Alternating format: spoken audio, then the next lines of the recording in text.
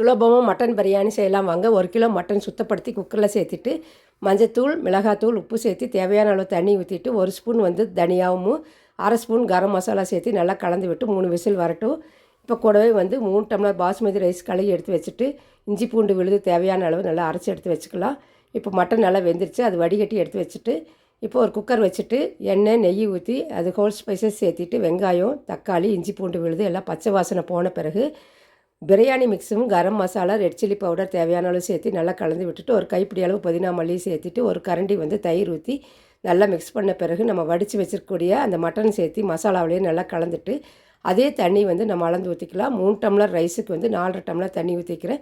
தேவையான அளவு உப்பு சேர்த்திட்டு ரைஸ் நல்லா கொதித்து வந்த பிறகு ரைஸ் போட்டு கலந்தாச்சு பாருங்கள். இப்போ ஜென்டில் இந்த மாதிரி கலந்து மூடி வச்சு ஒரு விசில் வந்தால் போதும். பிரியாணி ரெடி. பொலன்னு இந்த மாதிரி நீங்களும் செஞ்சு பாருங்கள். தேங்க்யூ.